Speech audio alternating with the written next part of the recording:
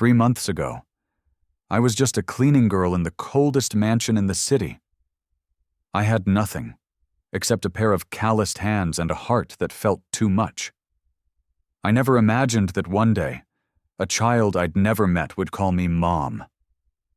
And that a powerful, guarded man, cold as stone, would look at me and ask, "Could you be the home my son and I never had?" Mara Collins was only 24, but her life had aged her far beyond her years. She was used to walking through other people's lives unnoticed, hands gripping a mop, eyes cast downward, lips pressed into silence. People hired her to clean floors, not to exist. After her father died in a construction accident, and her mother became bedridden with an untreatable illness, Mara stepped into the role of provider without being asked. She cared for her mother. She paid for her little sister's school. Dreaming wasn't a luxury she had. All she had were responsibilities and unpaid bills. The Whitmore estate was where she worked, almost a year now. Massive, elegant, and cold. The kind of place where the hallways echo more than any human voice. People didn't speak much inside that house. And when they did, it was only in passing tones, barely above a whisper. Mara didn't mind. She had long since stopped expecting to be seen. That morning, the head butler, tall, stiff, never smiled at her, gave her an unusual instruction. "You'll be cleaning the East Wing today."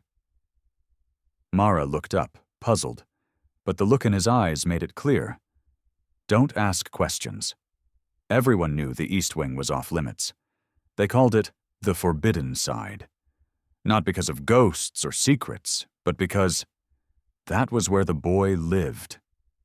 She grabbed the cleaning bucket and mop and made her way down the silent hallway. The further she walked, the colder the air felt, like the warmth of the world refused to follow her there. And then she heard it. A soft, metallic rattle. A small wheelchair rolled slowly out of the shadows. Mara froze. Sitting in it was a little boy, maybe 5 years old, pale skin, big eyes, and a look so distant it felt like he lived in another world. He clutched a worn-out stuffed tiger with one ear nearly torn off. He didn't cry. He didn't speak. He just watched her. Mara didn't rush toward him.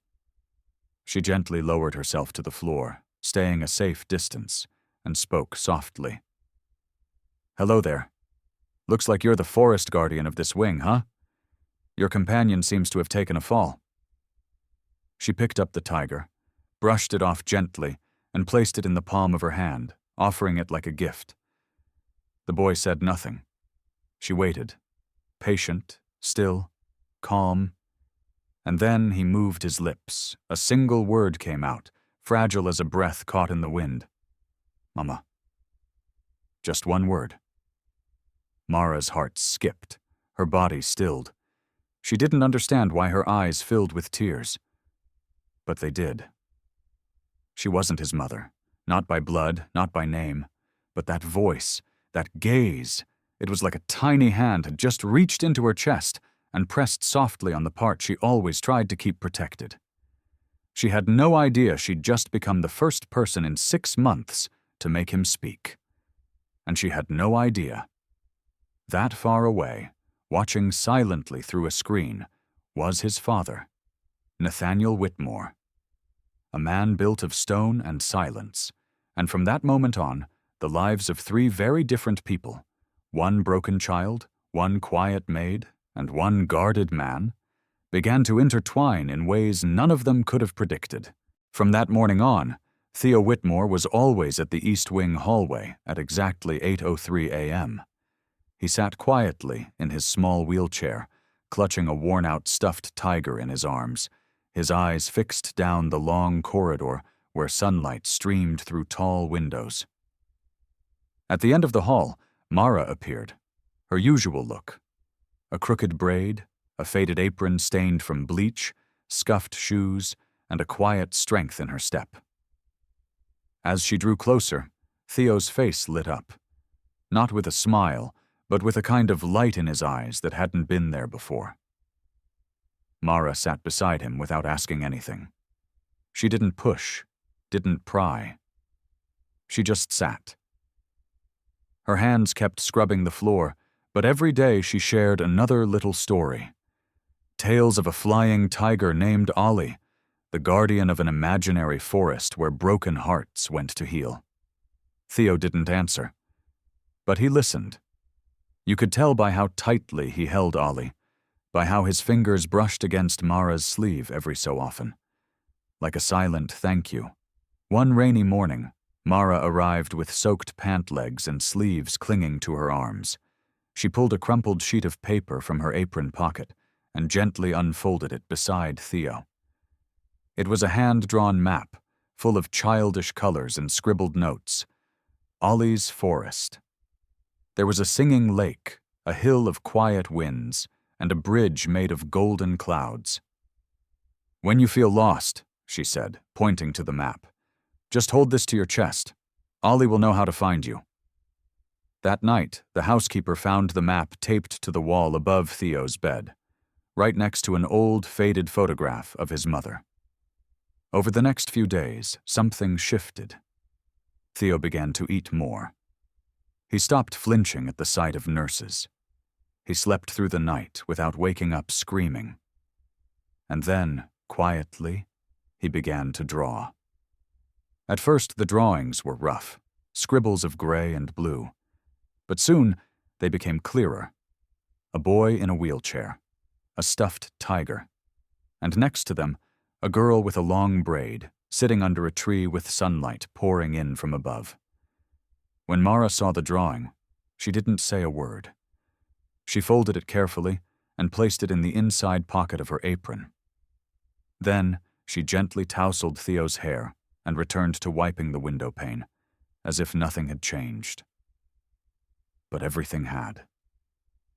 Nathaniel Whitmore, the boy's father, noticed. Every night he sat in his study, watching security footage from the East Wing. He watched the way Theo's eyes followed Mara, the way the boy leaned slightly forward in his chair as she passed. He saw the map taped to the wall, the crayon drawings, the soft joy returning to his son's face. He didn't understand how a woman with no formal training, no title, no credentials, had managed to reach the one place no therapist, no teacher, no doctor could reach. Theo's heart. But he couldn't deny what he was seeing. And Mara? She never asked what happened to Theo's mother. She didn't try to uncover the past. She just saw a boy sitting alone in silence and chose to sit beside him. Not to fix, not to heal, just to stay. One afternoon, as Mara was scrubbing a marble pillar, Theo wheeled toward her holding a folded piece of paper. She opened it slowly. It was a new drawing. Theo, Ollie, and Mara, soaring through a starry night sky. Below them was a small house, glowing warmly in the dark. Mara looked at the drawing for a long time, then gently folded it and placed it close to her heart. She didn't say thank you. She didn't have to. She reached out, touched the top of his head, and smiled. Not with pity, not with sadness, but with recognition, like she finally saw the person he was becoming. That night, Nathaniel stayed up long after the rest of the house went to sleep. He watched that moment over and over again. Mara holding the drawing, Theo's eyes filled with something soft and unspoken.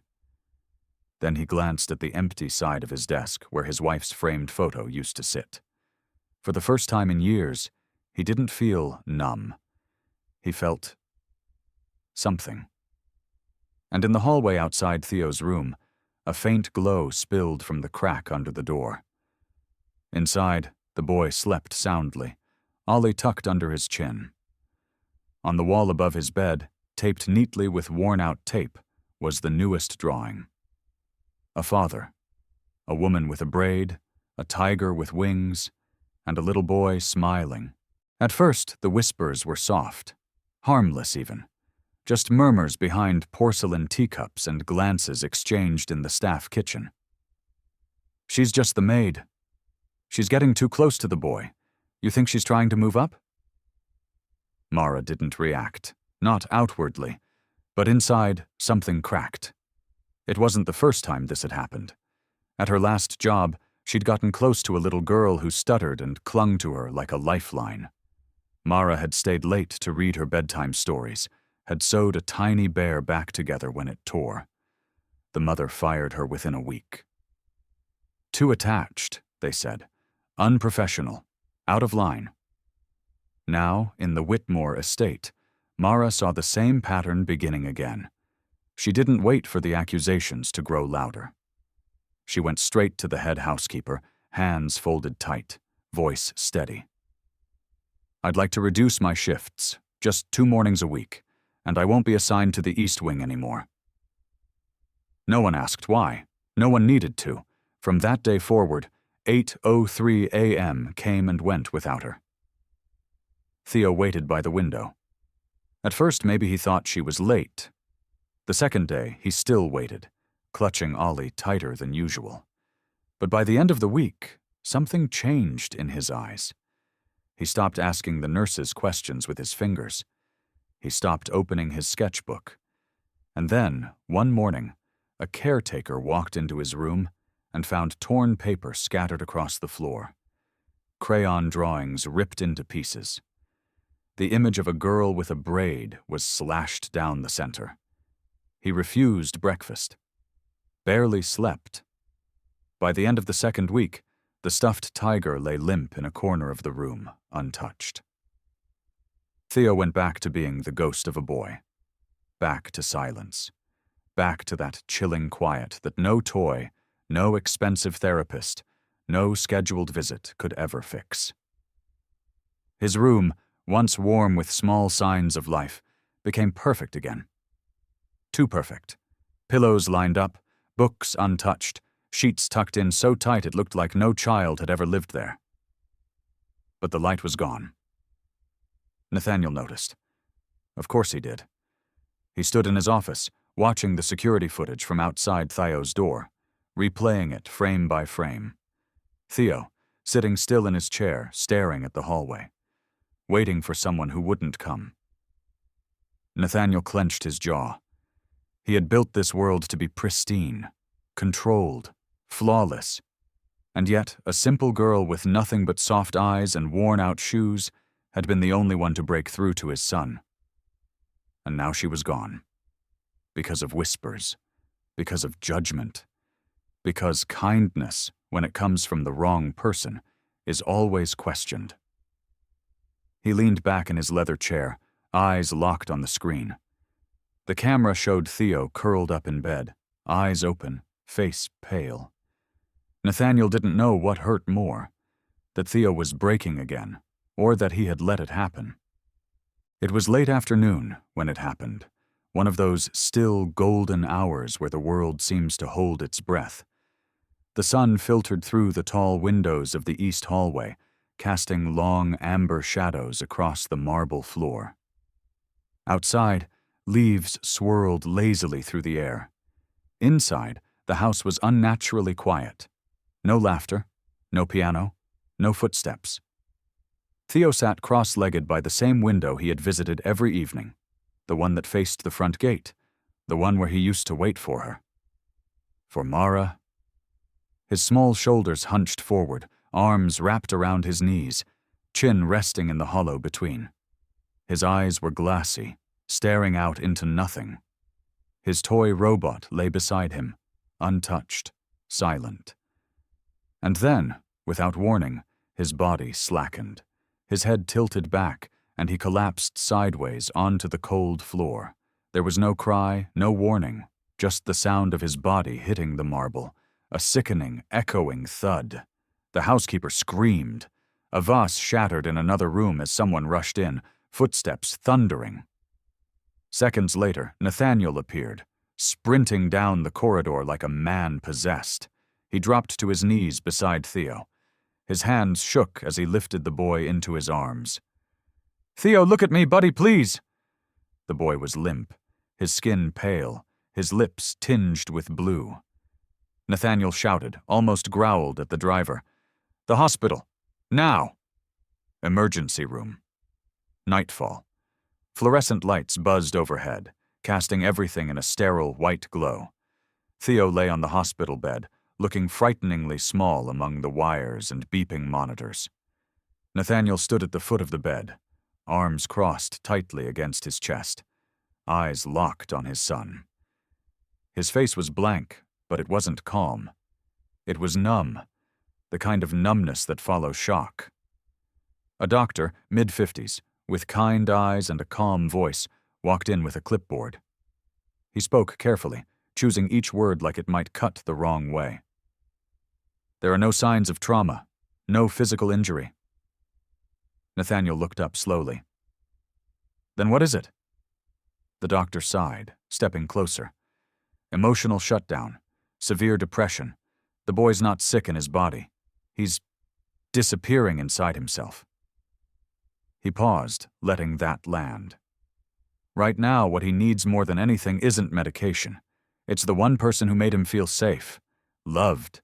He needs her. The word hung in the air like a verdict. Back in the car, Nathaniel sat alone in the dark. His hands trembled slightly as he stared at his phone. Mara's name glowed softly on the screen. His thumb hovered. He locked the screen, unlocked it again. His pride screamed at him to stay silent, but Theo's empty eyes wouldn't leave him. Finally, he pressed call. Hospital. Later that night. The elevator doors opened with a dull chime, but Mara didn't wait. She ran down the hallway, her heels clicking sharply on the floor. Her coat billowed behind her like wings. Her breath came in shallow, broken waves. She burst into the room. The sight of Theo on that hospital bed stopped her cold.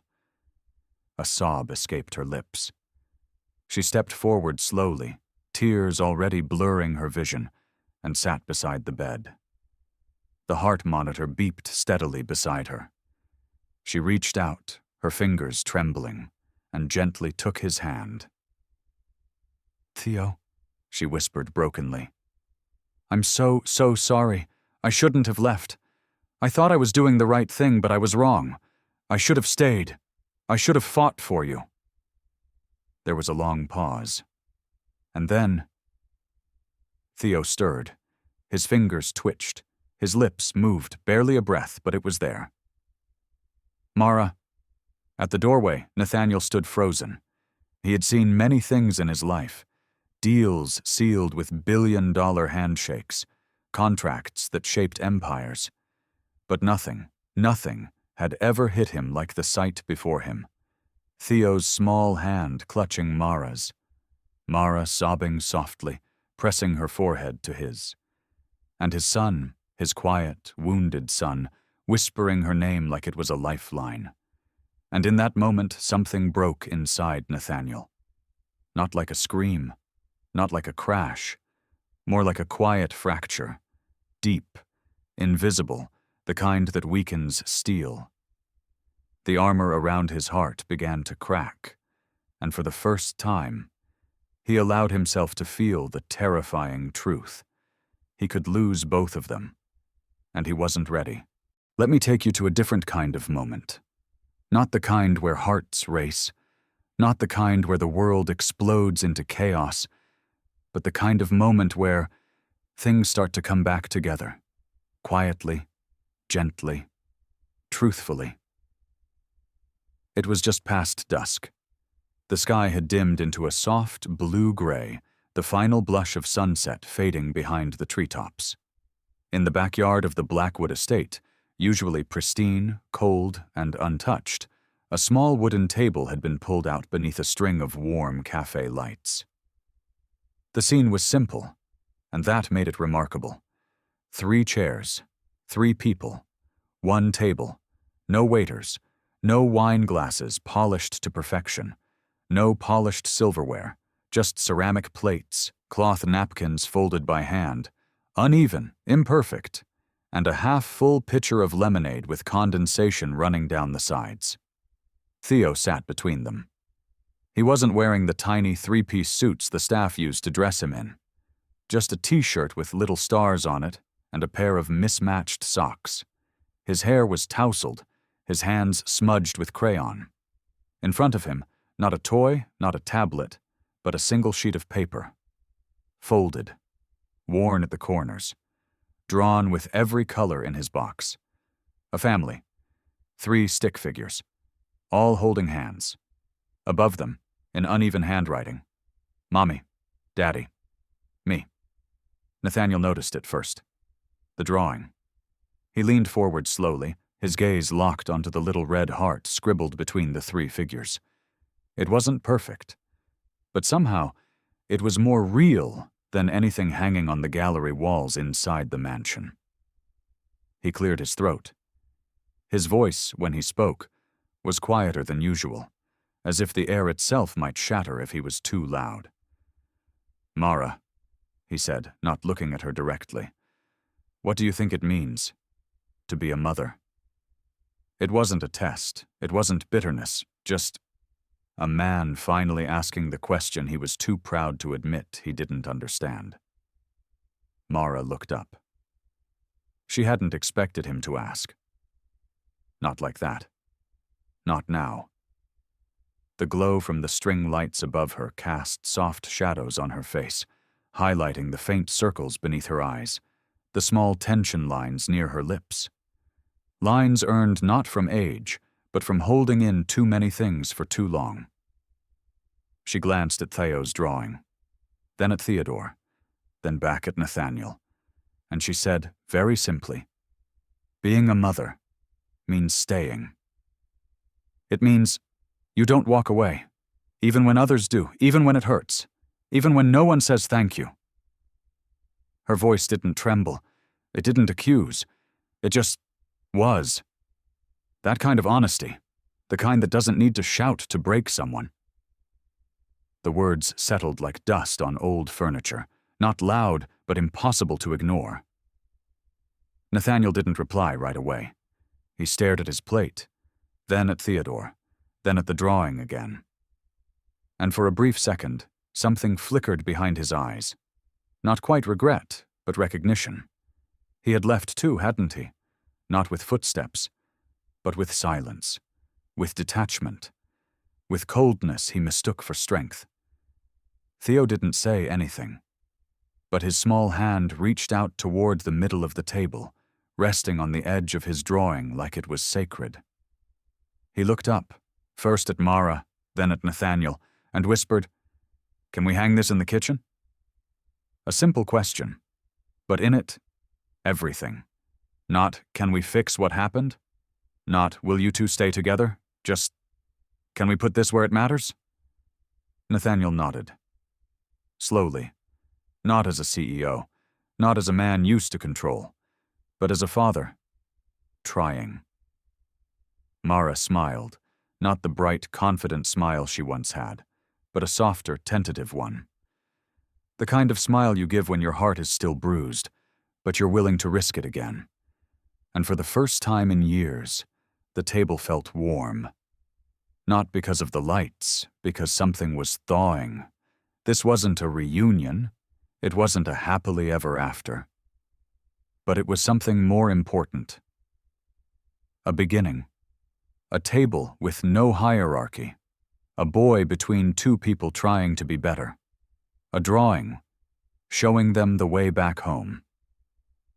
Because sometimes, the most powerful moments are the quiet ones. Let me take you to a moment that didn't make headlines. A moment that had no fireworks, no diamond rings, no dramatic music, but changed everything. It was the night of the city's most anticipated event, the Blackwood Foundation Annual Charity Gala. The venue, a sprawling art museum in downtown Chicago, was transformed into a spectacle of elegance. A live string quartet filled the grand atrium with soft classical notes. Chandeliers glittered above tables dressed in ivory linens. Waiters floated past with trays of champagne and hors d'oeuvres no one could pronounce. The rich and powerful were everywhere, gathered in clusters, toasting to causes and connections, laughing just a little too loud. Cameras flashed, laughter echoed, every detail curated to perfection.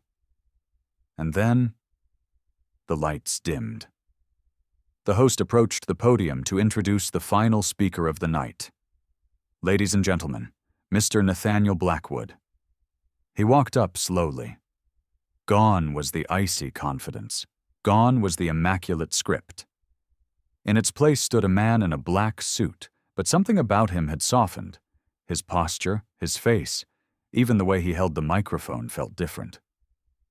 He paused at the mic, looked out over the sea of faces. Then, somewhere near the back, his eyes found her. Mara. No spotlight, no fancy gown, just a soft blue dress and a pair of shoes a little worn at the heel. But she stood out more than anyone in the room. Nathaniel took a breath, and then he spoke. For most of my life, I believed money could fix everything. His voice was steady but low, like a man confessing rather than addressing. I thought if I built enough, owned enough, controlled enough, I'd never have to feel helpless, alone, lost. You could hear the room stilling. But money can't sit beside a child when he's afraid of the dark. It can't hold your hand when you think you've failed, and it can't give you back what you never learned to hold on to. He paused. His voice caught, just slightly. She stepped into our lives with nothing, and somehow gave us everything. He turned his head toward Mara, and for a split second you could see a flicker in his eyes. Vulnerability, gratitude, love, the quiet kind. There was no applause, just silence, deep, respectful, the kind of silence where everyone feels more than they know how to say. Later that night, the crowd thinned, the chandeliers dimmed, the jazz band packed up. Cars pulled away into the Chicago night. Nathaniel found Mara alone on the stone terrace behind the venue, just past the garden where white lanterns glowed in the dark, flickering gently like stars within reach. She was staring out at the skyline, arms folded, wind brushing her hair across her cheek. He walked over slowly. No speech, no plan, just him. Standing beside her, he took a deep breath and said, softly, like a secret, "You don't have to go." She turned toward him. "I know I'm not the easiest man. I've made a lot of mistakes. But if there's one thing I've learned, it's that a house isn't a home without someone who sees you. All of you." A pause, his voice even quieter now. "Will you stay?" "Not as a nanny, not as a guest, but as home. For me and for Theo." There was no grand gesture, no proposal, no ring, just a man asking if she could belong. Mara didn't cry, she didn't speak, she just looked at him for a long, still moment, and then nodded. Software. Steady. Sure. That one gesture said everything. The Blackwood estate, once cold, still, echoing with silence, was now warm. Through the tall windows, you could see shadows moving in the kitchen. Theo dancing around with a dish towel tied like a cape. Mara laughing, flipping pancakes far too late in the evening. Nathaniel, barefoot, standing by the fridge, trying to read a bedtime story off the cereal box because Theo needed one more. The sound of joy echoed from room to room, soft piano, giggles from the hallway, the distant hum of life returning. No one said the word love. But somehow you could feel it in everything. In the way Theo leaned into Mara during story time. In the way Nathaniel set down his phone at dinner. In the smell of soup simmering, the mismatched mugs on the counter, the worn-out teddy bear someone kept fixing over and over.